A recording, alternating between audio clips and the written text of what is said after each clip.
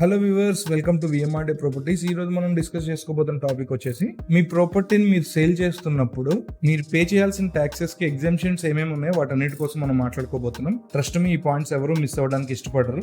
So topic లోకి వెళ్లే ముందు ఎవరైతే ఈ ఛానల్ కొత్తగా చూస్తున్నారో రియల్ ఎస్టేట్ కి సంబంధించిన అప్డేట్స్ కానివ్వండి, లేటెస్ట్ ఇన్ఫర్మేషన్ కావాలి అనే ఇంట్రెస్ట్ మీకు ఉంటే ఛానల్ సబ్స్క్రైబ్ చేయడం మర్చిపోకండి, సో దట్ మేము పోస్ట్ చేసిన ఏ అప్డేట్స్ కూడా మీరు మిస్ అవ్వకుండా ఉంటారు. నా పేరు Rayesh, real estate investment expert from VMRD properties. So topic లోకి వెళ్ళిపోతే, మన ప్రాపర్టీ సేల్ చేసినప్పుడు మనం కట్టాల్సిన ట్యాక్స్ వచ్చేసి capital gain tax. Capital gain tax అంటే ఏంటి అని అంటే, మన ప్రాపర్టీ ఏదైతే ఉందో, మన క్యాపిటల్ అసెట్ ఏదైతే ఉందో దాన్ని మనం సేల్ చేసినప్పుడు వచ్చిన ప్రాఫిట్ ని, వచ్చిన గెయిన్ ఏదైతే ఉందో దాన్ని క్యాపిటల్ గెయిన్ అంటారు. దాని మీద మనం పే చేయాల్సిన ట్యాక్స్ ఏదైతే ఉందో దాన్ని క్యాపిటల్ గెయిన్ ట్యాక్స్ అంటారు.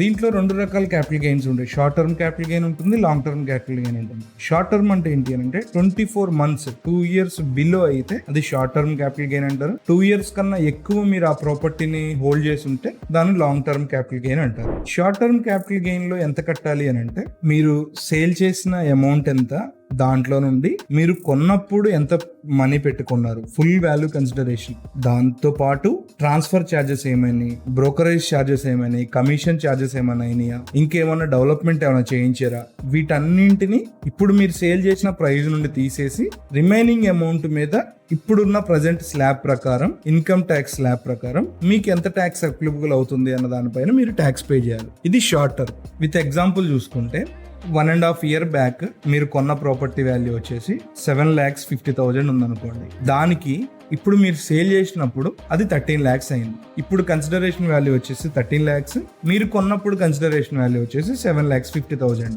ఇప్పుడు మీరు సేల్ చేస్తున్నారు. సేల్ చేసినప్పుడు ఈ 13 lakhs లో నుండి 7,50,000 తీసేస్తాం. దాని తర్వాత ఆ ప్రాజెక్ట్ లో ఒక 30,000 పెట్టి వర్క్ చేయించారు, అవి తీసేస్తాం. దాని తర్వాత ట్రాన్స్ఫర్ ఛార్జెస్ ఒక 60,000 అయినాయి, అవి తీసేస్తాం. ఇంకేమన్నా బ్రోకరేజ్ కమిషన్స్, ఇంకేమన్నా ఛార్జెస్ ఒక ఓవరాల్ గా 2 lakhs మీకు ఖర్చు అయింది అనుకోండి. ఈ అమౌంట్ మనం దాంట్లో తీసేస్తాం. అంటే 13 lakhs లో నుండి 7,50,000 ప్లస్ ఈ 2 lakhs మనం తీసేస్తే రిమైనింగ్ 3,50,000 ఉంది. ఈ 3,50,000 కి మనకి ఇప్పుడు ఉన్న ప్రజెంట్ స్లాబ్ ప్రకారం 3 lakhs వరకు మనకి ఎలిజిబుల్ ఉంది అనుకోండి. ఈ 3 lakhs లో మనకి 50,000 ఎక్స్ట్రా ఉంది. ఈ 50,000 కి మనం ఎంత పే చేస్తాం? ఆల్రెడీ 3 లిమిట్ దాటిపోయింది, 3 వరకు 0 అయిపోతుంది. రిమైనింగ్ 50,000 కి 5% అంటే 2,500 ట్యాక్స్ అవుతుంది. ఇది జస్ట్ ఎగ్జాంపుల్ మాత్రమే. ఇవన్నీ చాలా మంది తెలుసు, బట్ కొంతమంది డౌట్స్ అడిగారు, దానికోసమే విత్ ఎగ్జాంపుల్ తో క్లియర్ గా ఎక్స్ప్లెయిన్ చేయాల్సి వస్తుంది.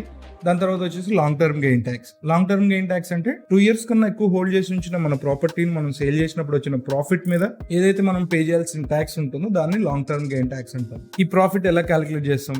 Same short term gain tax లాగానే ఫుల్ వాల్యూ కన్సిడరేషన్ లో నుండి మనం పర్చేజ్ చేసినప్పుడు ఎంత మనం ప్రైస్ పెట్టామో, మనం ఏమైనా డెవలప్మెంట్ కి ఏమైనా ఛార్జెస్ చేసామా, ట్రాన్స్ఫర్ అయ్యేటప్పుడు ఏమేమి ఛార్జెస్ అయినాయి, వీటన్నిటిని మనం తీసేస్తాం. అయితే దీంట్లో ఉన్న బెనిఫిట్ ఏంటి అని అంటే, మనం కొన్నది తక్కువ కొనవచ్చు, ఇప్పుడు సేల్ చేసినప్పుడు దాని వాల్యూ ఎక్కువ ఉండొచ్చు, బట్ మనం అంతటికి ట్యాక్స్ పే చేయాలంటే కాదు. మనకి ఇండెక్స్ వాల్యూ ఉంటుంది, ఇండెక్స్ కాస్ట్ వాల్యూని మనం తీసేస్తాం. అంటే మనం పర్చేజ్ చేసినప్పుడు వాల్యూ కాకుండా ఇప్పుడు ప్రజెంట్ దాని ఇండెక్స్ కాస్ట్ వాల్యూ ఎంత ఉందో చూసుకొని, మనం పర్చేజ్ చేసిన ఇయర్ కి ఇండెక్స్ కాస్ట్ వాల్యూ ఇప్పుడు ఎంత ఉందో చూసుకొని దాన్ని మనం డిడక్ట్ చేసి అప్పుడు మనం రిమైనింగ్ అమౌంట్ ని క్యాలిక్యులేట్ చేసుకుంటాం. ఫర్ ఎగ్జాంపుల్ మనం చూసుకుంటే, ఇగోండి ఇది ఫైనాన్షియల్ ఇయర్ వైజ్ గా కాస్ట్ ఇన్ఫ్లేషన్ ఇండెక్స్. ఇది ఇప్పుడు ఫర్ ఎగ్జాంపుల్ ఇప్పుడు మనం పర్చేజ్ 2020లో చేసాము.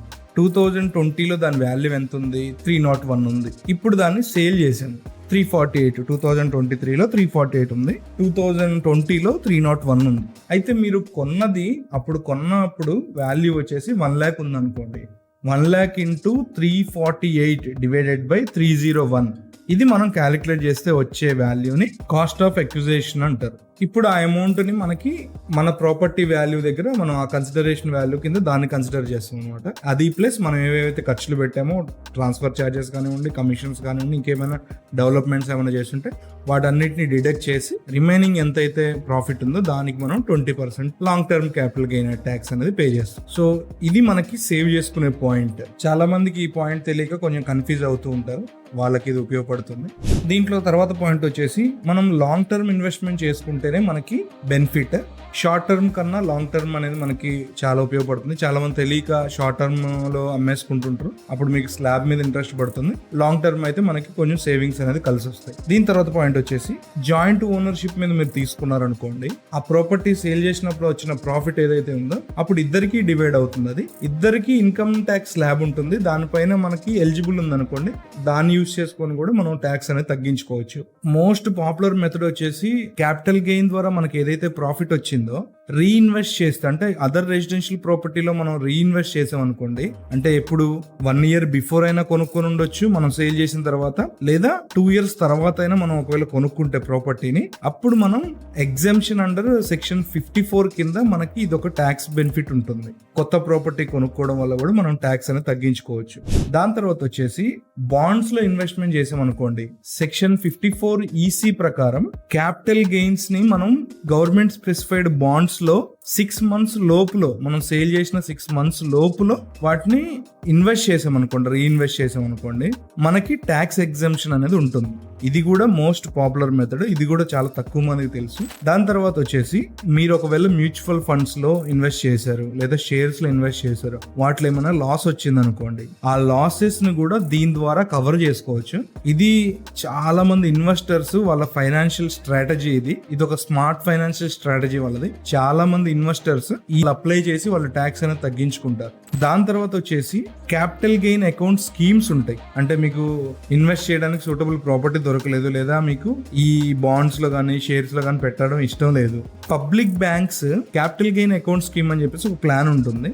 దాంట్లో మీరు ఇన్వెస్ట్ చేశారనుకోండి, దాంట్లో మీరు రీఇన్వెస్ట్మెంట్ చేస్తే మీరు ITR ఫైల్ చేసుకున్నప్పుడు వాళ్ళు ఎగ్జంప్షన్ ఇస్తారు. దాని తర్వాత వచ్చేసి మనకు వచ్చిన ప్రాఫిట్ ని మ్యానుఫ్యాక్చరింగ్ కంపెనీల్లో రీఇన్వెస్ట్ చేసామనుకోండి, అప్పుడు కూడా మనకి ట్యాక్స్ ఎగ్జంప్షన్ ఉంటుంది. ఇది ఎలా అంటే మినిమం 5 years అనేది మనం దాంట్లో ఉంచాలి.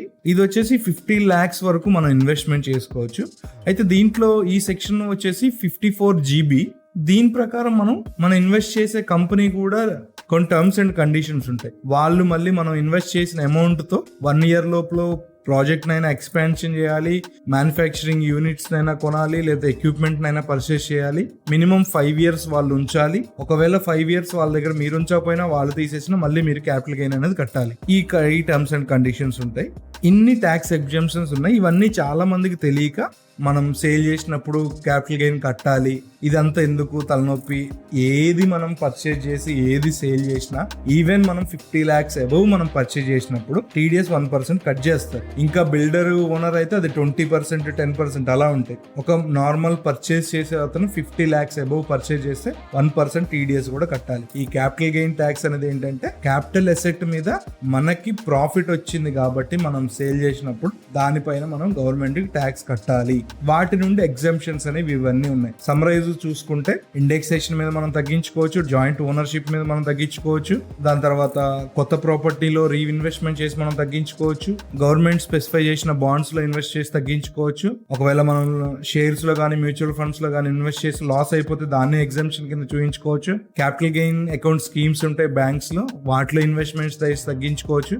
మ్యానుఫ్యాక్చరింగ్ కంపెనీస్ లో ఇన్వెస్ట్ చేసి తగ్గించుకోవచ్చు. ఇన్ని రకాలుగా మనం ట్యాక్స్ ఎగ్జంప్షన్ అనేది పొందొచ్చు. సో ఈ వీడియో మీకు హెల్ప్ఫుల్ అని అనిపిస్తే లైక్ చేయండి. ఈ ఇన్ఫర్మేషన్ ఎవరికైనా యూజ్ అవుద్ది మీ ఫ్రెండ్స్ అనుకుంటే షేర్ చేయండి. రియల్ ఎస్టేట్ కి సంబంధించిన లేటెస్ట్ అప్డేట్స్ కోసం తెలుసుకోవాలని ఇంట్రెస్ట్ ఉంటే మా ఛానల్ సబ్స్క్రైబ్ చేయడం మర్చిపోకండి. మేము పోస్ట్ చేసిన ఏ అప్డేట్ కూడా మీరు మిస్ అవ్వకుండా ఉండాలి అని అంటే పక్కనే ఉన్న బెల్ సింబల్ మీద క్లిక్ చేయండి. మీరు ఎక్కడైనా ప్రాపర్టీ పర్చేస్ చేయాలనుకుంటున్నారో దాని డాక్యుమెంట్ వెరిఫికేషన్ ఏమైనా డౌట్స్ ఉన్నాయి, మీరు ఆ డాక్యుమెంట్ వెరిఫికేషన్ చేసుకోవడం కష్టంగా అనిపిస్తుందా, లేదా ఇన్ఫర్మేషన్ తెలియట్లేదు, అలాంటి సర్వీస్ కూడా మేము ప్రొవైడ్ చేస్తాం. సో ఆ సర్వీస్ కావాలన్నా మీరు మమ్మల్ని కాంటాక్ట్ అవ్వచ్చు. Thank you. నా పేరు Rayesh, real estate investment expert from VMRD properties.